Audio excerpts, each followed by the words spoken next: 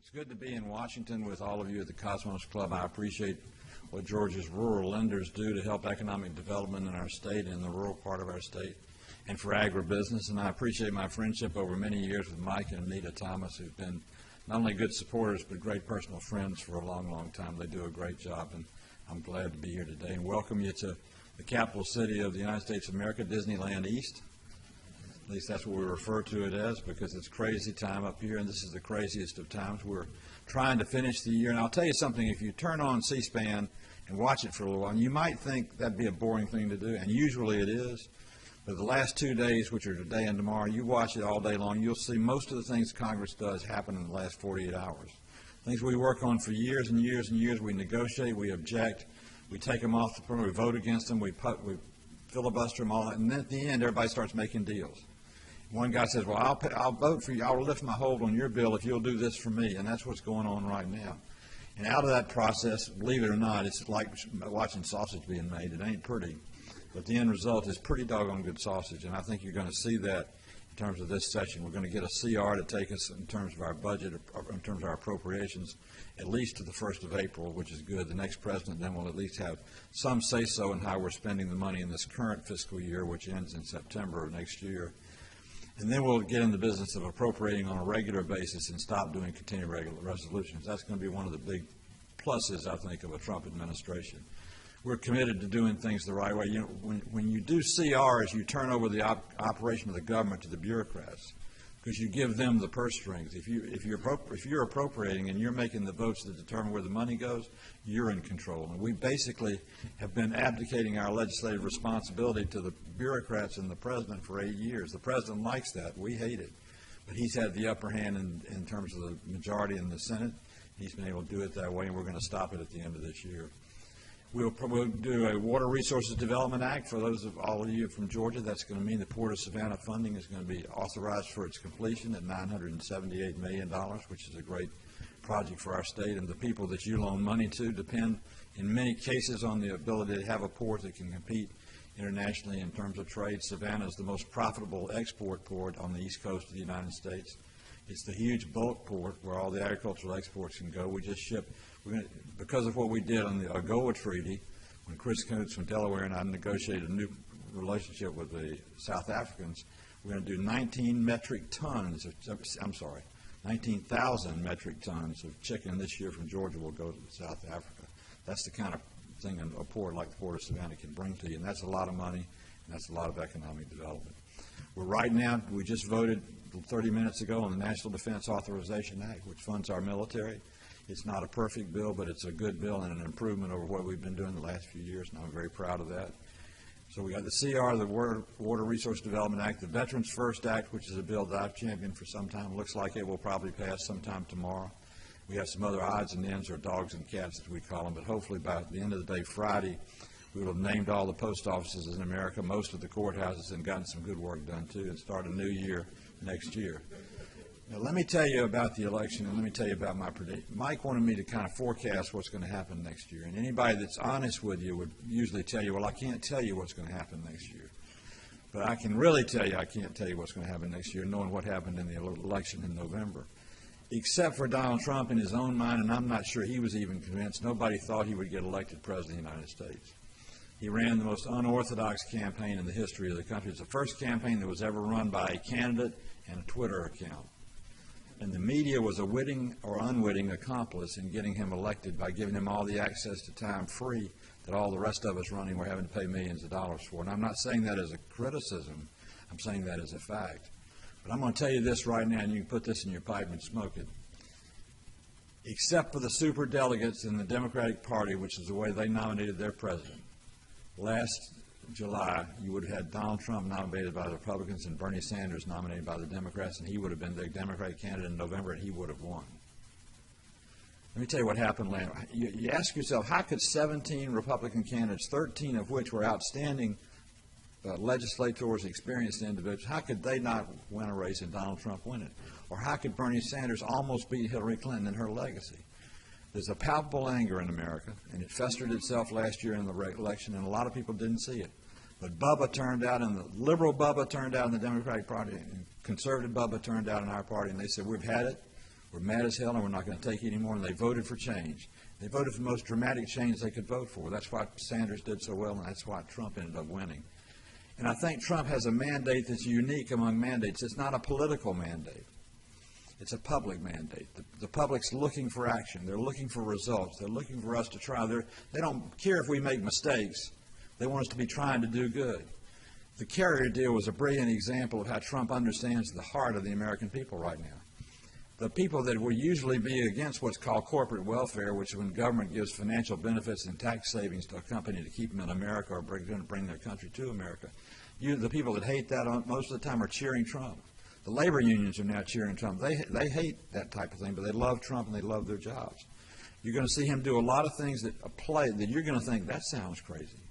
But it's going to really play to what's out there in the American hinterlands, and it's going to bode well for us for a while. I think you're going to have a very surprising result in the Trump administration. Early on, he's shown a lot of insight, a lot of guts, a lot of preparation, and a lot of due diligence in making the cabinet nominees that he has made. I mean, think about this. The SBA announced yesterday that the head of the WWF is going to be named the head of the SBA. So now instead of getting loan approval, you get body slammed if you don't do the right thing. It's a pretty good thing. But Linda's going to be, she'll be a good one. She'll get confirmed. That's a lot of small businesses, a lot of independent contractors out there doing their thing in the wrestling ring.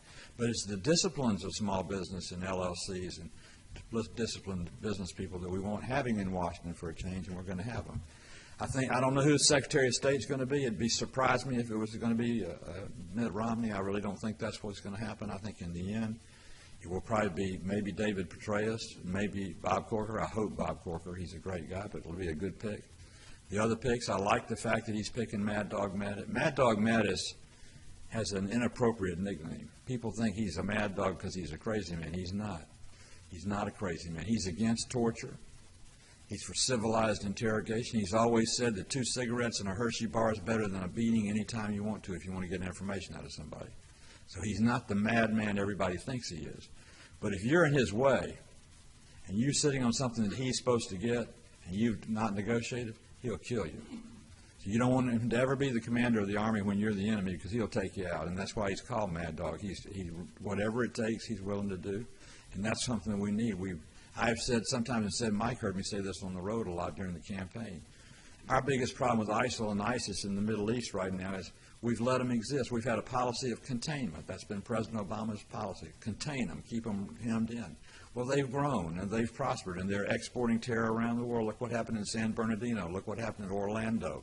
Look what happened in Boston, Massachusetts. Look what happened in could be in Americus, Georgia yesterday when 2 people were shot by a man. He may not be a terrorist. He might be a terrorist, but he might have been inspired by terrorist activity. The only way you deal with ISIS and ISIL is to kill them. They won't negotiate with you. They don't have uniforms. They don't have any institutions. They don't believe in anything beginning with God and ending with liberty and freedom. And the longer you let them exist, they'll find a way to thrive. So we got to give them an ultimatum.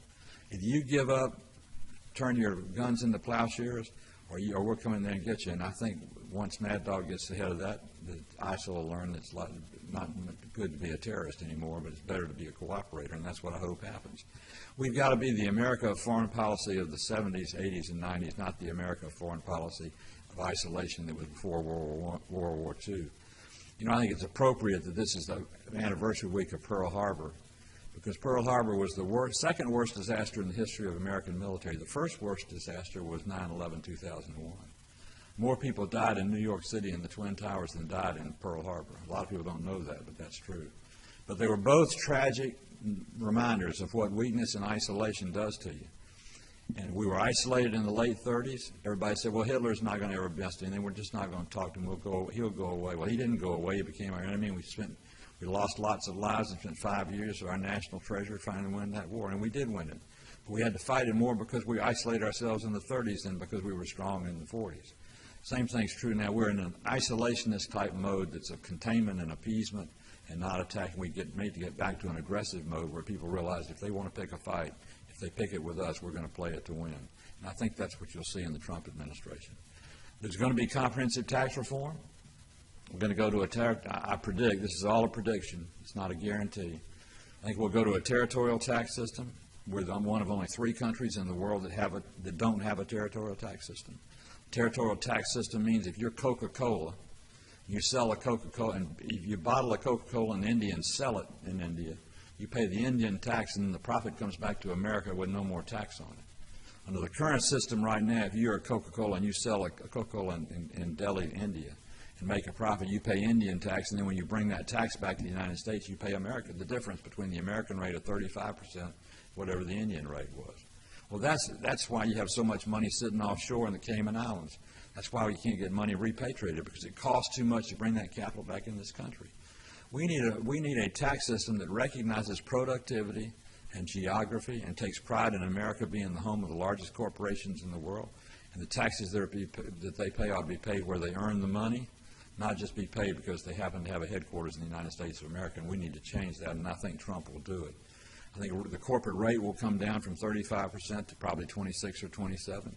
I think individual rates are going to be graduated, but they're going to begin probably at 12, go to 15 or 25, and they'll be somewhat equalized with the corporate rate, so that S sub S corporations, LLCs, and small businesses and sole proprietorships will be taxed at a similar rate to corporations, and that's going to be important to do. And then significantly and symbolically, we're going to dismantle the regulatory environment of the Obama administration. I think on January the 20th, when the president is sworn in, he will leave the dais of the Capitol. He'll go through the parade to the White House, and then he'll get in his motorcade, come back to the Oval Office. He will probably sign enough executive orders invalidating Obama's executive orders to keep everybody in the Supreme Court busy for 2 years. But we need to stop this regulatory overreach of the government and get back to having, I tell everybody, the secret to America has always been we had a level playing field to compete, and America could win when it had a level playing field. Right now we don't have a level playing field. The bureaucrats are winning. You're over-regulating, and we need to get it back to where it's a level playing field. You need to win because you're the best competitor, not because you're the best compliance officer with some regulation that's unnecessary. The growth of American employment recently has not been because of productivity, it's been because of compliance. Most banks will tell you they've hired mostly compliance officers in the last 8 years, not lenders. You have a focus on cost of doing business, not a focus on bringing in more business, and I think Donald Trump will do that. So it's going to be an exciting time. It's going to be a pro-business time. It's going to be very ugly. The Democrats don't know what to do. They're in the worst political position they have been in eons. I mean, they don't have the House. They don't have the Senate. They've lost most of the governorships. They don't have many of the legislatures. They lost the presidency, and they don't like it. And the problem is their constituency and their loyalists are now a small minority of the American voter public. So we've got a chance to take advantage of that. And if they blow it, which I think they will, by trying to fight for things that the American people don't want, it'll be a good day for the Republican Party, but a better day for free enterprise and for American independence. But it's going to be fun to watch. C-SPAN is not going to be boring. It's going to be exciting. In the end, we'll be what we've always been. We'll have made America great again. We'll have improved the economy and the environment in which we work and compete, and we will have the America we always loved and hope to have. So with that said, Mike, I'll sit down beside you over there and answer a few questions. How about that? Yes, sir. Hey, Senator, Trump has promised to rebuild our inner cities, to create jobs for the youth in the cities. How will he accomplish that? Well, I don't exactly know how he will accomplish it.